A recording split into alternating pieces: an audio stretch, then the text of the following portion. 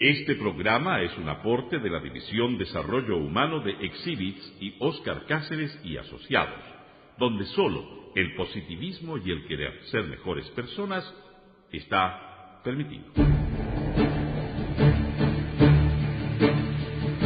Radio Universidad de Chile presenta Conversando en Positivo, un espacio que apunta a conversar y compartir sobre el crecimiento y el desarrollo humano.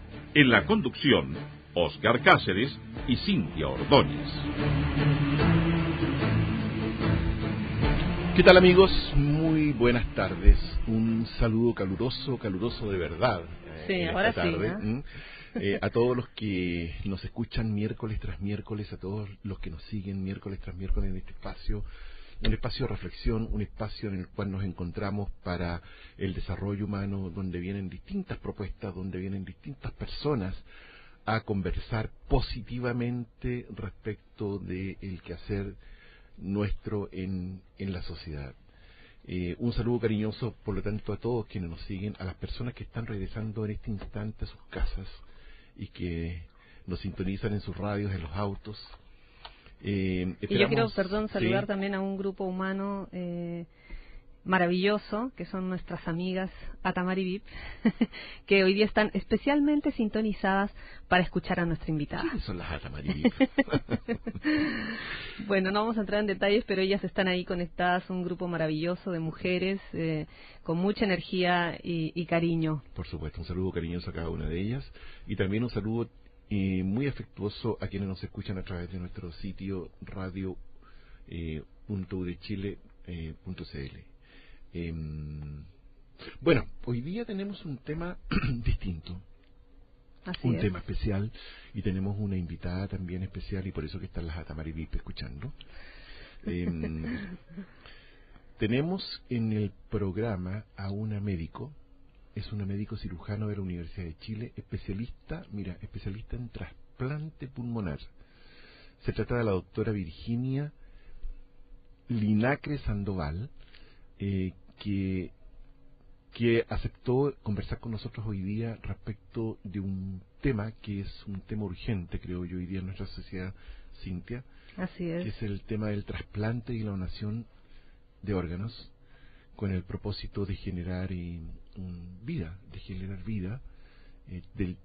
es trasplante de vida, en un ámbito de conciencia y amor, en un ámbito de mucha entrega.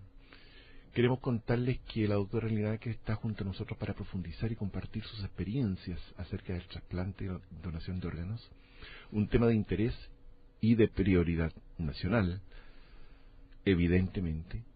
Hoy, cuando las estadísticas en nuestro país hablan de 7 donantes por cada 1 millón de habitantes, qué terrible, y casos como el de Felipe Cruzat, si ustedes recuerdan, el del corazón, de Leon Smith, también corazón, y recientemente la Jacinta Soñartu de pulmón, hacen ruido en una sociedad dormida respecto a esta problemática, y por eso hemos decidido hoy día involucrarnos como programa respecto de esta temática. Así que, Virginia, muy bienvenida a este espacio.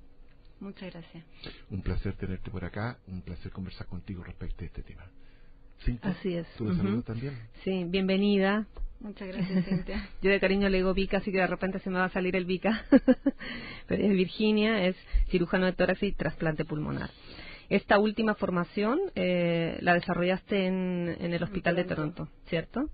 Bien. Bueno, la donación de órganos es un acto voluntario, altruista, solidario y gratuito, mediante el cual una persona o su familia, como representante, deciden donar los órganos para que sean extraídos del cuerpo e implantados en otra persona. El trasplante de órgano es un tratamiento médico realizado cuando existe como ya la falla irreversible, ¿no? De un órgano. Sí. ¿Esto significa que ya se han evaluado todas las alternativas, Rica? Sí, de hecho, en el caso del trasplante pulmonar se considera que el trasplante de pulmón es la opción para pacientes que tienen falla pulmonar irreversible, que no es susceptible de tratar con otros medicamentos ni terapia. La gran mayoría de estos pacientes ya han todos pasado por los tratamientos médicos disponibles para sus enfermedades. Y como digo, esto es para la fase terminal de su enfermedad. y el trasplante efectivamente les da una chance de sobrevivir a esta enfermedad que en la gran mayoría de los casos terminan siendo enfermedades mortales en el caso de la enfermedad pulmonar. Bien. ¿Quién puede ser donante de órganos? ¿Qué pasa, por ejemplo, si la familia se opone, a pesar que la persona en vida decidió ser donante? En Chile la donación sigue siendo voluntaria. Nadie es donante si no quiere serlo.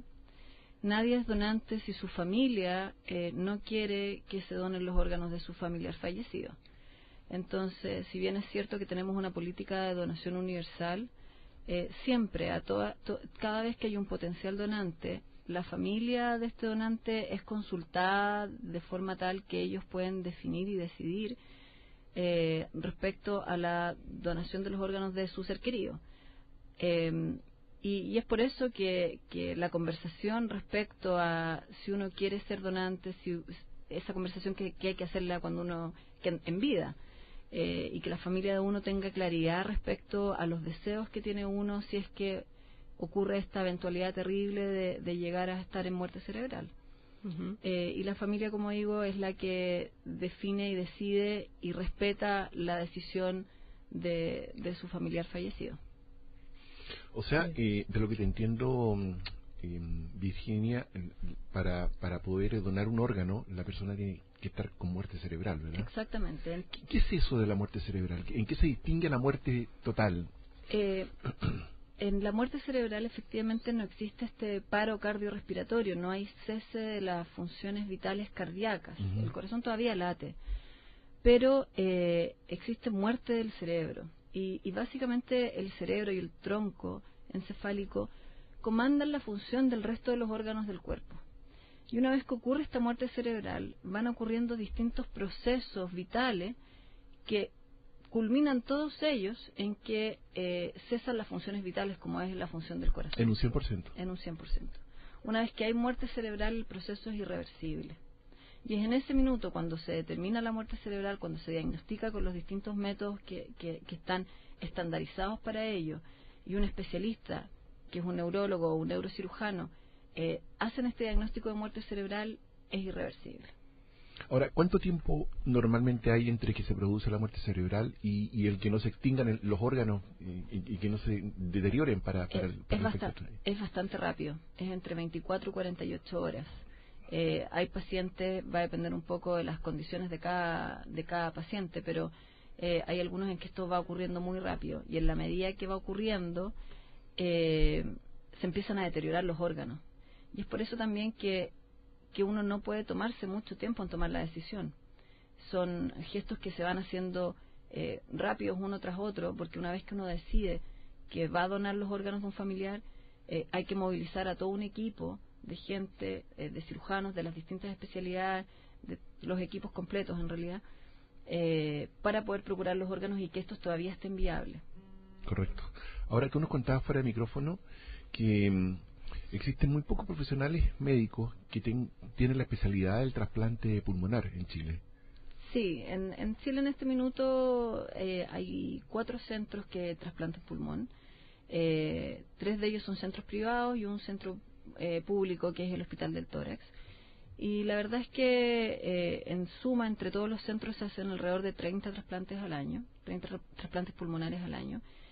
Y claro, la gente capacitada para trasplantar los equipos no son equipos muy numerosos, porque no es algo que no es una cirugía que se haga día a día. Uh-huh. Ya, y requiere personal que está altamente calificado. Es algo muy complejo y esta alta calificación la tiene solo algunas personas. Ya, yo imagino que una cirugía larga, una cirugía compleja. Sí, tiene alguna. Es complejo, son pacientes complejos, son pacientes que habitualmente están en una condición de mucho cuidado. Entonces, no es solo un cirujano que sepa trasplantar, requiere un equipo completo, un intensivo adecuado, se requieren muchas cosas en realidad. Se requiere una institución, un hospital. En el caso de los hospitales públicos, yo puedo hablar por el Hospital del Tórax. Cuando uno tiene programas de trasplante montados, se requiere una institución completa alineada en el trasplante, porque lo que uno necesita es que este trasplante resulte. No hay posibilidad a que nos equivoquemos en ningún caso, ¿Por qué? Porque uno está usando algo que es muy valioso, que es un órgano que alguien donó, y además el receptor es alguien que no tiene muchas opciones. Por lo tanto, uno toma todo el cuidado de que esto salga perfecto. ¿Y por qué? Porque nosotros entendemos lo que significa la donación de órganos. Entendemos lo importante que es para esa familia que donó órganos que este órgano le dé vida a otra persona. ¿Y cómo funciona en Chile el sistema de trasplantes? Porque creo que hay una lista de espera, ¿no? Existen distintas listas de receptores dependiendo del órgano. Cada órgano tiene su propia lista que son manejadas por el Instituto de Salud Pública. En el caso de pulmón es una lista única, como digo, que incorpora a los pacientes, los receptores de estos 3 clínicas privadas, que son la Clínica Santa María, la Clínica Las Condes y la Clínica Alemana, y del Hospital del Tórax. Todos los pacientes entran a la lista de la misma forma, sin existir ninguna diferencia entre ellos. Eso es importante recalcarlo, porque hay mitos respecto de sí, eso, ¿no? Romper esos mitos. Hasta hace muy poco tiempo la forma de entrar a la lista era por el momento en que yo ingreso.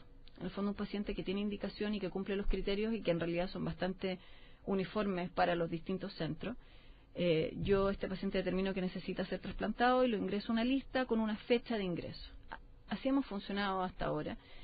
Y cuando este enfermo se deteriora y cae en una situación peor y cumple algunos criterios de enfermedad, pasa a estar en una situación de urgencia nacional o de prioridad nacional, que son términos que probablemente ustedes han escuchado, porque estos pacientes hitos que tenemos, todos ellos han estado en prioridad nacional. Y bueno, para ser prioridad nacional uno no necesita estar en la Clínica Las Condes o en el Hospital del Tórax, necesita cumplir ciertos criterios médicos.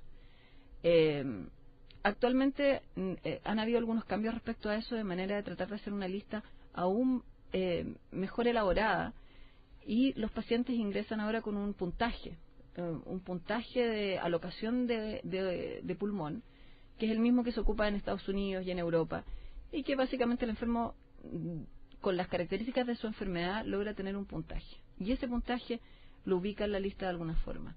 Para estar en prioridad nacional uno tiene que tener un puntaje sobre un cierto valor. ¿Por qué? Porque está probado, está comprobado, hay evidencia médica que dice que sobre ese valor ese enfermo, su riesgo de morir esperando es altísimo. Y eso es lo que lo transforma en una prioridad frente a los otros que están esperando. Porque claro, uno podría decir, oye, yo llevo esperando 1 año y aparece este otro paciente que en realidad parece que lo enlistaron ahora y a la semana está puesto en urgencia. Y la verdad es que no funciona así, es bastante transparente. ¿Cómo corren esas listas? ¿Con qué velocidad? ¿Qué tan largas son esas listas de pacientes? En este minuto en la lista de pulmón hay 37 enfermos esperando, y es muy lento. Es muy lento. Un paciente puede esperar 2 años o 3 años en la lista, dependiendo de su condición y dependiendo de, bueno, algunas otras cosas que tienen que ver con el grupo de sangre y conseguir un donante que sea compatible. ¿Y quién es el profesional que le consulta a la familia? ¿Te ha tocado esa labor a ti? No, yo estoy No. en el otro lado. La gente que trabaja en los intensivos, en las unidades de cuidados intensivos de los distintos hospitales del país, ya sea los doctores, las enfermeras, los neurólogos, ellos trabajan con los pacientes que una vez que declaran la muerte cerebral conversan con la familia. Además, en los hospitales, en muchos de los hospitales de Chile, hay enfermeras coordinadoras que además se encargan de coordinar esta labor. Y debe ser tremendo para una familia, porque tú nos comentabas también fuera de micrófono que gran parte de las personas que son posibles donantes son personas que han sufrido accidentes un poco de shock, personas que... Sí, claro, son accidentales más que... La gran mayoría de las veces son situaciones que son accidentales. ¿Y por qué? Porque los donantes, para poder utilizar sus órganos en general, tienen que ser personas que en vida han sido sanos. O sea, para poder utilizar los órganos de un donante, tiene que ser alguien en general sano. Yo no puedo trasplantar un órgano de alguien que tiene, por ejemplo, un enfisema pulmonar o un cáncer de pulmón. Tiene que ser alguien que tiene sus pulmones sanos. Entonces, esta situación de tener un donante con órganos susceptibles de trasplantarse, son personas sanas. Y las personas sanas se mueren de muerte cerebral bajo situaciones accidentales que son bien dramáticas. Por ejemplo, accidentes de tránsito, traumas encefálicos, hipoxia, o sea que le falta la llegada de oxígeno al cerebro por distintas razones, o accidentes vasculares, que son cuando hay lesiones de vasos del cerebro que se rompen y se producen hemorragias intracerebrales, que eso también puede terminar la muerte cerebral. Ok, por lo tanto, yo creo que también es importante recalcar que el tema está en hablar esto, ¿no? Conversar sobre este tema dentro del espacio familiar, saber que si en algún momento uno puede pasar por un accidente, qué sé yo, todo lo que nos acabas de mencionar, la familia puede estar segura y pueda ya haberlo de alguna manera planteado de forma transparente y honesta, que quiere donar sus órganos y la familia puede respetar eso, ¿no? Sí, ante este tipo de eventualidades, digo, ¿no? Lo que tú dices tienes toda la razón. La verdad es que siempre es doloroso, siempre es una situación tremenda. Todas las situaciones de los donantes, yo cada vez que tengo un donante me admiro de la generosidad de las familias, porque es una situación en que uno entiende y siente lo doloroso y tremendo que es. Y yo creo que algo que permite hacer la donación un poco más fácil en el minuto de la decisión es el hecho de haberlo conversado antes dentro de la familia. Conversarlo con los hijos desde pequeños. Nosotros como sociedad, como cultura, tenemos un miedo tremendo a la muerte. Nosotros no hablamos de la muerte con nuestros hijos. Nosotros les evitamos este temor, este miedo al dolor que genera la muerte muchísimo. Por lo tanto, nadie habla de, mira, yo si me muero, yo si tengo un accidente de estas características y estoy en muerte cerebral, yo quiero ser donante. Y yo quiero ser donante porque eso significa que yo prolongo mi existencia de alguna forma. Porque un órgano mío pasa a salvarle la vida a una tercera persona que va a cambiarle la vida profundamente. Por supuesto. Por lo tanto, nuestros queridos amigos auditores, una de las cosas que tenemos que hacer antes de que termine el año es una conversación positiva al interior de nuestros hogares con nuestra familia, con nuestros hijos, y plantear derechamente perder el miedo a hablar de este tema. Perder el miedo, claro, eso es temor, es miedo. Porque, o sea, digámoslo francamente, lo único certero es que todos vamos para allá, ¿no?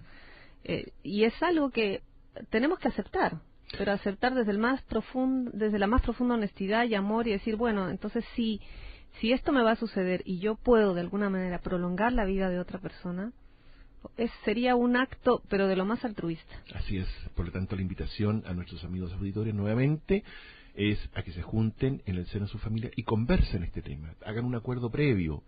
Ojalá, y para los que son religiosos o creyentes, Dios no quiera nunca que ocurra que alguien sufra un accidente y tenga muerte cerebral, pero si ocurre, que tengamos la conciencia y la claridad de que es posible donar el órgano y hagámoslo porque el tiempo pasa rápidamente y la vida de una persona puede estar en riesgo. Así es que ese es el primer llamado. Y quiero volver a un tema que tiene que ver con la muerte cerebral, Virginia, porque alguien podría pensar, si hay muerte cerebral pero el corazón sigue latiendo, significa que la persona no ha muerto. ¿Cómo voy a donar un órgano de una persona que no ha muerto? Es que, bueno, Oscar, exactamente así funciona. Una vez que uno declara la muerte cerebral de alguien es porque nosotros los médicos tenemos la certeza absoluta de que lo que está ocurriendo en el cerebro de esa persona es irreversible. Y como les decía... Y te hago la pregunta nuevamente, ¿es un 100%? Sí. En un 100%. Sí, en un 100%. Para que lo tengamos claro, amigos auditores, o sea, no hay posibilidad de revertir una muerte cerebral. Sí, okay. De hecho nosotros cuando procuramos órganos, nosotros nos aseguramos de eso, nos aseguramos de que todos los procesos de determinar la muerte cerebral se hicieron. Y efectivamente lo que ocurre, sin lugar a dudas, una vez que un paciente tiene muerte cerebral, es que el resto de las funciones vitales cesan en algún momento dentro de las siguientes horas. ¿Cuántas horas? Claro, ese valor exacto uno no lo tiene, pero no son años, no son meses. Esto es distinto que estos estados comatosos en que uno ve, pero dice, bueno, ¿cómo Cerati vivió tanto tiempo después? Claro. Porque en realidad no estaba en muerte cerebral. Tenía algún daño profundo y grande a su cerebro, pero no había muerte cerebral. no hay muerte cerebral. La muerte, cuando ocurre muerte cerebral, los órganos vitales como el corazón dejan de funcionar. Y además empiezan a pasar varias cosas en el organismo, que no solo el corazón deja de funcionar, sino que los pulmones se empiezan a llenar de agua y al cuerpo le empiezan a pasar varias cosas. La presión ya no se mantiene, sino es con medicamentos que son drogas vasoactivas.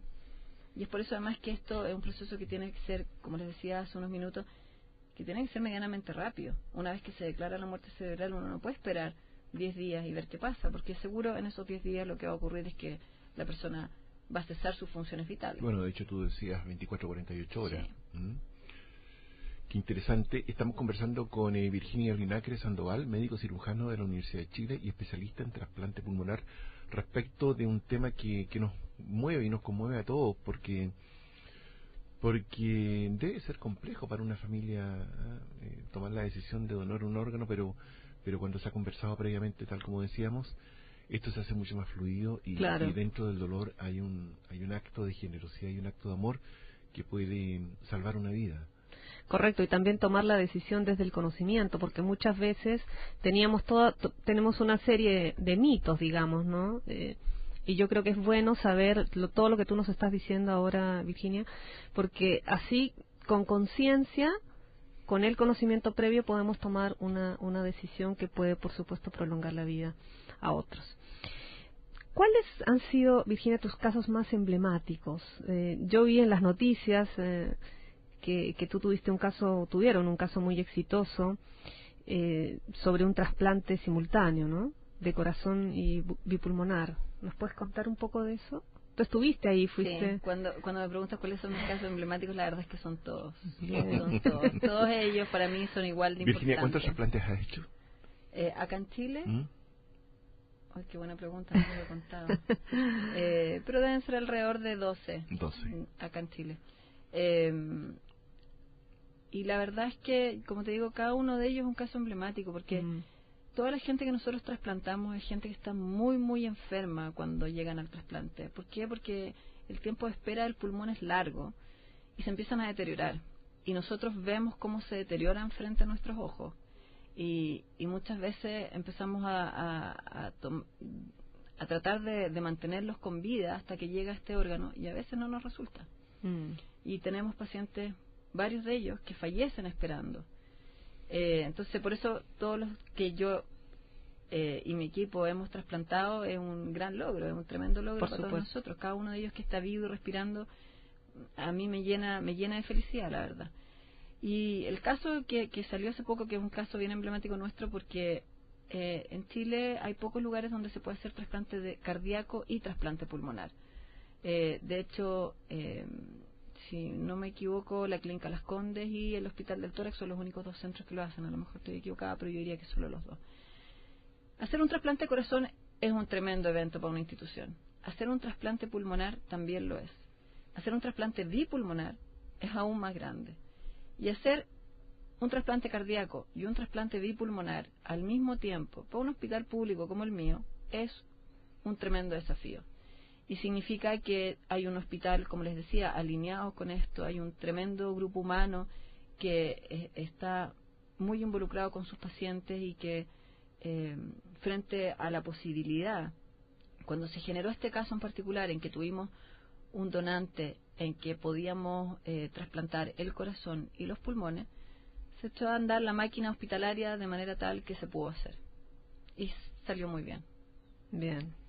Mira, estamos próximos a ir a un corte con nuestros auspiciadores, Virginia, pero te queremos contar que nosotros conversamos con uno de tus pacientes trasplantados. Qué interesante. Así que... ganas de escuchar eso. Sí. Ahora lo vamos a escuchar Así en el... que a la vuelta de comerciales vamos a conversar respecto de ese testimonio. Bien.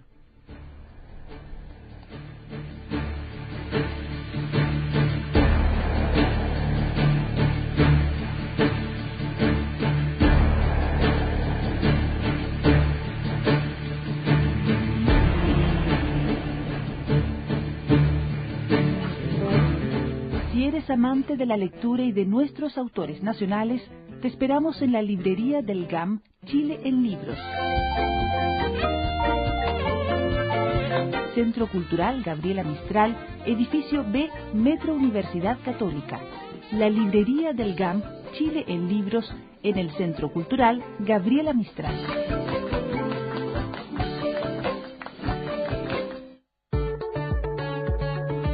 ORG Chile es representante en el país de World Org, ONG internacional de educación con presencia en más de 100 países. Desde hace 35 años en ORG Chile innovamos en educación, diseñando e implementando proyectos de capacitación, asistencia técnica educativa y responsabilidad social para el sector público y privado. Informaciones en www.orgchile.org. ORG Chile, educar para la vida.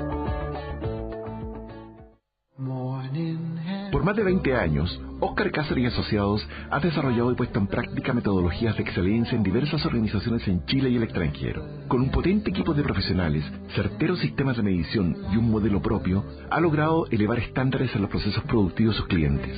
Los equipos World Class se componen de personas World Class. Para mayor información ingresa a www.oscarcaceres.com. Óscar Cáceres y Asociados, transformando personas y organizaciones. Increíble cómo se ven las estrellas, Francisco, desde el Tololo. Ponte al lado del telescopio y enviaremos esta foto al grupo familia. Feria Viva 2016, 12 al 14 de noviembre en el Parque Bicentenario de Vitacura, Santiago. Una experiencia inolvidable con los principales destinos para planificar tus vacaciones por Chile y el mundo. Los esperamos en Feria Viva, 12 al 14 de noviembre. Ven por tu próximo viaje. Organizan H e Interexpo. Patrocina Subsecretaría de Turismo. Colabora Cernatur.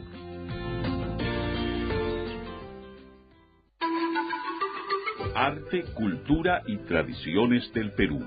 El Huascarán conjuga no solo la magia y la belleza que evoca el nombre del gran nevado andino, sino que es expresión viva de la cultura gastronómica peruana. Los invitamos a conocer nuestros locales situados en Manuel Montt 2197 y en General Bustamante 997 en la comuna de Ñuñoa y en Valenzuela Castillo 1269 Providencia. No se pierda de disfrutar la mágica grandeza del auténtico sabor peruano. Huascarán Restaurant. Visítenos en www.huascarán.cl.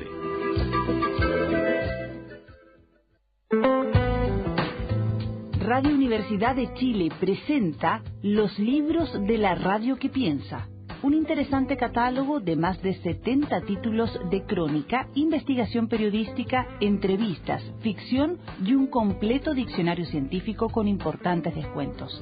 Adquiéralos en Miguel Claro 509 Providencia. Ediciones Radio Universidad de Chile para que nos escuche en silencio.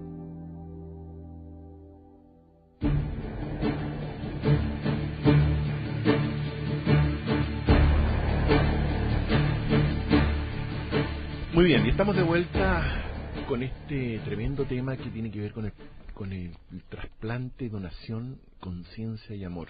Estamos conversando con nuestra invitada de lujo, la doctora Virginia Linacre Sandoval, médico cirujano. Digo de lujo porque en realidad eres una de las 7. Muchas gracias. Además, exquisito poder conversar contigo y que nos cuentes tus experiencias, porque más allá solamente de la experiencia científica, digamos, que hay detrás de todo esto, también hay una experiencia, una vivencia emocional, una vivencia cercana a tus pacientes. Que bueno, tú decías antes de irnos al corte que íbamos a compartir un testimonio de uno de tus pacientes, pero antes de eso a mí me gustaría que nos comentaras acerca de la familia, por ejemplo, del donante, ¿no? Tú, de tu experiencia, tú has visto, es posible, yo creo que es mejor, ¿no? Porque sobrellevar el duelo, porque saber que tu órgano, el órgano de tu familiar, mejor dicho, ha sido trasplantado, de alguna manera, no sé si te llena de paz, no sé si te llena de consuelo, te llena aún de vida. Bueno, sí, tú tienes toda la razón, efectivamente es así. Las familias que donan órganos de sus familiares fallecidos tienen un duelo mucho más fácil de llevar, y porque es una razón obvia, parte de su familiar que recién falleció de una forma violenta, por así decirlo, sigue vivo en alguien más, y no solo sigue vivo en alguien más, sino que logró mantenerle la vida, mejorarle la vida y darle oportunidades a otra persona, que es un acto tremendamente generoso. Y yo creo que todos los actos generosos que uno tiene en la vida a uno le llenan el corazón y lo hacen vivir mejor, de todas formas. Por supuesto. Virginia, una consulta. ¿La familia sabrá quiénes recibieron los órganos de su ser querido y viceversa? No, en general existe confidencialidad respecto al donante y para los receptores tampoco saben ellos quiénes donó. La familia que dona no sabe quién va a recibir y los que reciben no saben quiénes donan. Entiendo que a través de la coordinación de trasplante se pueden enviar cartas y tener algún tipo de contacto, sobre todo de agradecimiento. Muchas veces me pasa que los receptores quieren agradecer a la familia de los donantes y decirles que están bien, cómo les cambió la vida, porque efectivamente les cambia mucho la vida una vez que son trasplantados. Por supuesto, es como volver a nacer casi. Tal cual, es una segunda oportunidad. Así es. Hoy nuestro periodista Fernando Aliste se comunicó con uno de tus pacientes que se llama Germán Guerra. Así es. Nuestro Germán. Comillas, lo que a veces parece un final es realmente un nuevo comienzo. Gracias por devolverme la vida.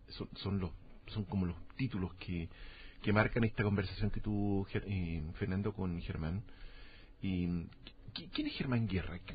¿Cómo lo viste tú antes y después, Virginia? Bueno, Germán es un paciente bien especial porque es un tipo que siempre se mantuvo muy bien a pesar de tener una enfermedad muy compleja. Muy bien. ¿Qué enfermedad tenía él? De estado anímico. Una enfermedad pulmonar difusa, que es una enfermedad en que el pulmón básicamente se empieza a fibrosar, empieza a perder su arquitectura normal y no hay forma de revertir ese proceso. Y el pulmón, que habitualmente es un tejido blando y que permite el intercambio de gases para poder oxigenar la sangre, eso se pierde completamente. Y la gente empieza a ahogarse progresivamente y llega un minuto que ya no logran respirar por sí mismos lo suficiente para oxigenar y necesitan utilizar oxígeno y cada vez van perdiendo más las posibilidades de ser autovalentes. Y es muy duro, es muy duro. El problema de las enfermedades pulmonares es que literalmente nuestros enfermos no pueden respirar y no hay cómo arreglarlo de otra forma. Y quedan dependientes de un tanque de oxígeno para el resto de sus vidas. Y además esta enfermedad es una enfermedad que progresa. O sea, no es algo que me dio, voy a usar oxígeno, pero voy a vivir los próximos 20 años de mi vida así. No, esta enfermedad es una enfermedad progresiva. Por lo tanto, estos enfermos, sobre todo cuando son enfermos jóvenes como Germán y no tienen otra enfermedad, ellos son pacientes que el trasplante les devuelve la vida, básicamente. Ahora, se produce una conexión emocional, me imagino yo, con el paciente en este proceso desde que tú lo recibes hasta que se trasplanta. Sí, de todo el equipo. Nosotros somos un equipo que tenemos 2 enfermeras coordinadoras, la Erika y la Fran, que aprovecho a mandarles saludos porque sin ellas la verdad es que este programa de trasplante no funcionaría. Broncopulmonares, cardiólogos y cirujanos, tanto de corazón como de pulmón. Y todo el equipo es un equipo que está muy involucrado con los pacientes. Y son pacientes muy lábiles, por lo tanto, y que uno los ve mucho y uno necesariamente genera lazos con ellos. Lo que yo les decía, a mí no tengo uno emblemático, porque a mí todos ellos me producen mucha felicidad, todos mis pacientes trasplantados. Con algunos con más problemas que otros, con vías distintas. Germán en particular, como les decía, es un paciente bien especial porque él no perdió la esperanza nunca. Él llegó a estar en urgencia nacional, estaba muy mal, muy grave, y a pesar de lo mal que estaba, él lograba subirse a la bicicleta y hacer rehabilitación. La rehabilitación es algo que es importante para el trasplante de pulmón porque uno, para poder trasplantarse, necesita que el resto del cuerpo esté más o menos bien. Si uno está muy enfermo y el cuerpo ya no responde nada, uno no es candidato a trasplante porque necesita el cuerpo mantener algunas cosas mínimas para poder trasplantarse y que esto sea exitoso. Y Germán es esa persona. ¿Qué edad tiene Germán? 54 años. Y él, como les digo, hasta el último minuto, estando muy enfermo, nosotros le exigíamos que se subiera a la bicicleta con oxígeno, como fuera, y él lo hacía y se esforzaba, y son pacientes que yo siento que se merecen absolutamente la oportunidad de trasplantarse. Todos ellos, todos los que hemos trasplantado. Bien. Nosotros le preguntamos a Germán cuándo le detectaron su enfermedad. Nos dijo que hace 6 años. Tuvo que esperar 1 año, como decías, para el trasplante. Y le preguntamos qué pasó por su cabeza durante el periodo de espera del órgano. Y él nos dijo, Ana, esta expresión que significa muchas cosas. Pensaba en mi familia, que estaba desesperada porque pasara el tiempo y su salud seguía deteriorándose día a día, pero nunca perdió la esperanza, y mi señora, dice, junto a mi gran familia me dieron esa fuerza para no decaer. El trasplante fue el 5 de agosto, estuvo 10 días en urgencia y le preguntamos cómo había sido el proceso de recuperación en estos 3 meses. Y nos dice que su recuperación ha sido excelente, gracias a Dios, y a todo el equipo de profesionales que me han asistido desde que ingresé al grupo de trasplante. ¿Cómo ha mejorado su calidad de vida? Mi calidad de vida tuvo un giro en 180 grados. Hoy he llegado a hacer mi vida normal, a pesar del poco tiempo que llevo desde que me trasplantaron. Mi felicidad es inmensa. Poder realizar proyectos que en algún momento los vi truncados, eso es impagable. Me imagino que tú tienes que haber vivido todo esto junto a él y a su familia. Hay cosas que nosotros las vamos sabiendo en el camino, y hay otras de las que nunca nos enteramos. Nosotros tratamos de, sobre todo cuando están en urgencia, de mantenerles la esperanza, el ánimo, que ellos no decaigan, pero es súper complejo llegar todos los días, que te vean y te miren con cara de hoy sí, y en realidad es hoy no. Pero no te preocupes, nosotros seguimos acá, seguimos esperando, va a aparecer. Y hay muchas de estas cosas que ellos, nosotros les damos apoyo. De hecho tenemos un grupo de ayuda de psiquiatras que nos ayudan también, pero hay muchas cosas que no las sabemos, que ellos nunca nos cuentan todo el temor que tienen, porque Germán en particular, yo creo que él trataba de mantenerse entero para llegar al trasplante, y claro, como para nosotros como equipo es muy muy intenso también, porque pasa esto de que cuando tenemos pacientes esperando, y le pasa a la gente, que a los equipos de corazón, a los equipos de hígado, porque llega un minuto en que uno de verdad no tiene más que ofrecerles desde el punto de vista médico, más que esperar que tener un donante. Así es. Y el apoyo también de estar viéndolos día a día, ¿no? De ir, por supuesto, saludarlos, porque es muy importante, ¿no? Es increíble como ellos, me imagino que se identifican. Llega su doctora y es un momento de esperanza, ¿no? Siempre, permanente. Sí. Bueno, Fernando también conversó, que es nuestro periodista, conversó con Germán y bueno, y le hizo esta pregunta, ¿no? Las personas como usted, Germán, que han sido trasplantadas, se transforman involuntariamente en un testimonio para quienes los rodean. Respecto a un asunto tan importante como la donación, ¿qué mensaje le daría a quienes escuchan este programa respecto a este asunto? Efectivamente, ¿no? Ellos se convierten en un testimonio que yo creo que es importante decirlo, compartirlo, para que ustedes en este momento sientan también lo que nosotros hemos podido sentir con esta entrevista que le hicimos y lo que estamos conversando ahora. Y él nos dijo: les diría que ser donante es dar vida, aunque parezca una frase cliché, pero no se dimensiona la gran felicidad que provoca, no tan solo al receptor del órgano, sino también a toda esa gran cantidad de gente que está detrás de uno, que han pasado por una etapa muy dolorosa y angustiante. Yo, gracias a la generosidad de un donante y su familia, lo he podido vivir en carne propia. Poder entregar los tubos de oxígeno y devolver la silla de ruedas, elementos que me acompañaron por mucho tiempo, es una satisfacción incomparable.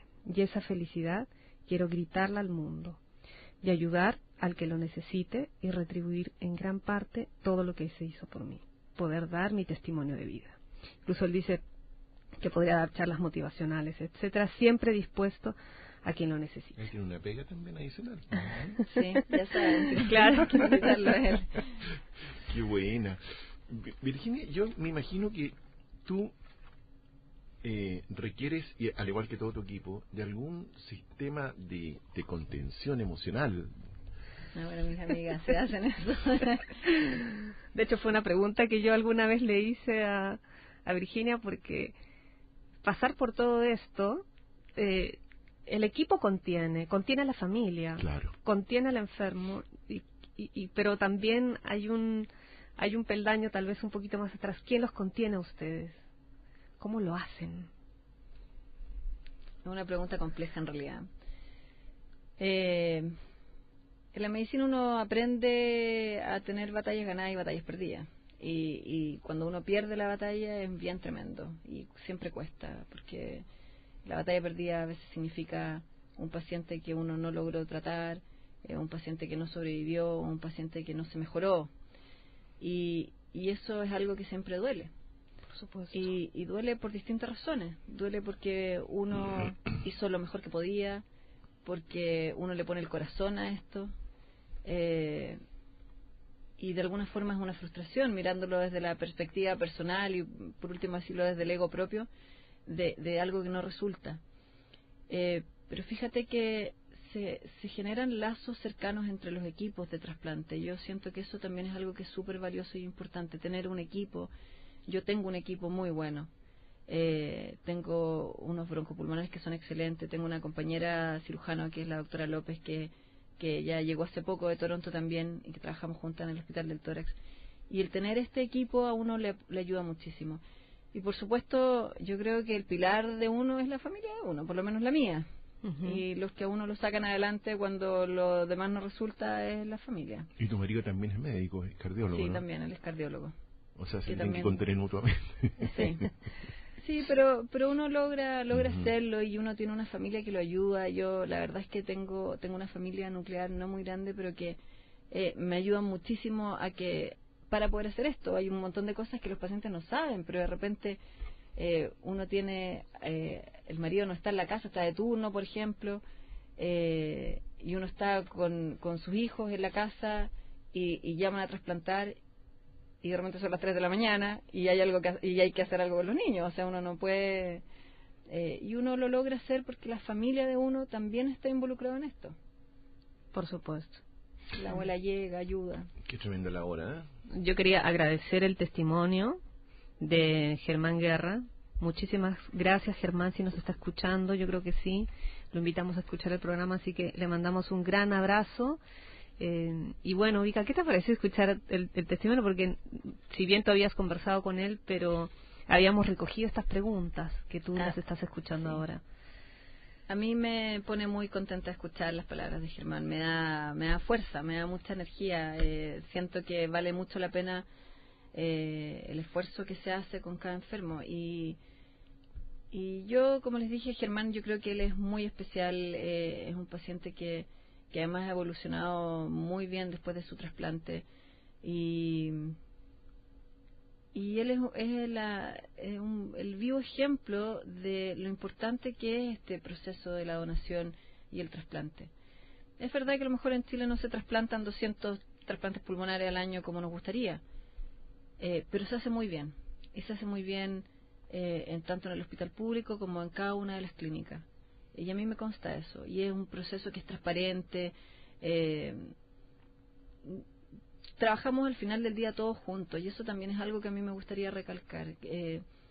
Si cualquiera de nosotros tiene problemas, nosotros nos ayudamos entre los distintos centros en procurar, a veces en los trasplantes, nos ayudamos moralmente, nos avisamos cuando tenemos pacientes que están en urgencia, nos avisamos cuando tenemos enfermos que están mal, que uno cree que necesita ayuda en algo. Y eso también habla bien de todos nosotros, de que queremos que esto mejore, que aumente. Si tuvieras que retroceder el tiempo, Virginia, ¿harías algo distinto? Dentro de la medicina, por supuesto, pero... No, haría exactamente lo mismo. Yo llegué a esto con un camino un poco inhabitual. Yo soy cirujano pediátrico, yo empecé mi vida operando niños, y por distintas personas que se me fueron cruzando en el camino, que me dieron oportunidades, así debo decirlo, llegué a la cirugía torácica. Y ha sido un camino largo y sacrificado, porque ser mujer a veces es un problema. Pero ha sido un camino lleno de vivencias muy, muy lindas, la verdad. Y a mí me gusta mucho lo que hago, me gusta muchísimo, me llena profundamente. Yo no podría hacer otra cosa que no fuera ser cirujano. Y la verdad es que el trasplante de pulmón es una cosa bien particular. Yo creo que el primer trasplante que yo estuve, yo debo haber estado, yo creo que hace unos 10 años atrás, yo estaba en la formación de cirugía de tórax, y me invitaron a un trasplante en la Clínica Las Condes. Y la verdad es que esta sensación de tener un pulmón que viene de otra persona, ponerlo dentro del tórax de esta persona que está muy enferma, inflarlo de aire y hacer que la sangre corra a través de ese pulmón y ver cómo se pone rosado, empieza a respirar, es una cosa que es increíble, que es maravilloso. Es mágico. Es mágico. Y tú ves que ese paciente que se estaba muriendo hacía poco rato, después de que sale pabellón, y por supuesto en los trasplantes hay miles de problemas, y los enfermos son enfermos que son muy complejos, muy graves y que pueden tener problemas, pero esto de que salen de pabellón y respiran es tremendo, es tremendo. Yo por eso te digo, no, a mí me gusta muchísimo lo que hago, me produce una gratificación profunda. Qué maravilla para los auditores que se están recién incorporando a nuestro programa. Estamos conversando con la doctora Virginia Linacre, médico cirujano de la Universidad de Chile. Estamos en el tema de trasplante y donación de órganos con ciencia y amor. Sin duda, Cintia, es un acto de amor. El donar es un acto que requiere mucha generosidad, mucha conciencia. Por supuesto, así es. Es un acto respetuoso también, ¿eh? Creo yo, desde el punto de vista humano, desde el punto de vista del profesionalismo con el que lo hacen. Creo que este es un llamado a que cada uno de nosotros, a quienes escuchan este programa, nos sensibilicemos con el tema y pensemos que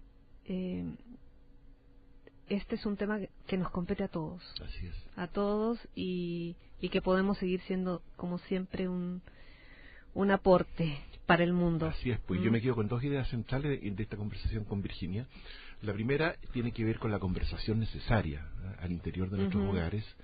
Por favor, amigos auditores, la conversación necesaria. Este es un programa conversando en positivo, y yo creo que no hay conversación más positiva que el plantear honestamente este tema al interior, de la misma forma como el tema de la muerte, digamos, dónde voy a enterrar, si me van a cremar, etcétera. Todas esas cosas que nos cuesta mucho, claro, hablando del mundo físico, hablarlas, ¿no?, y asumirlas en este mundo físico, exacto, como dices tú. Y lo otro es que el paciente donante tiene que tener muerte cerebral, o sea, tiene que estar en un estado de muerte cerebral para poder donar los órganos, y ese periodo dura entre 24 y 48 horas, no más que eso. Por lo tanto la decisión es rapidísima y se agiliza mucho y fluye mucho mejor cuando se ha tenido una conversación previa. Claro, y la familia ya lo tiene establecido. Así es. ¿Qué mensaje les podrías entregar a nuestros auditores finalmente, Virginia, en tu calidad de médico? Bueno, primero que nada, que crean en el sistema.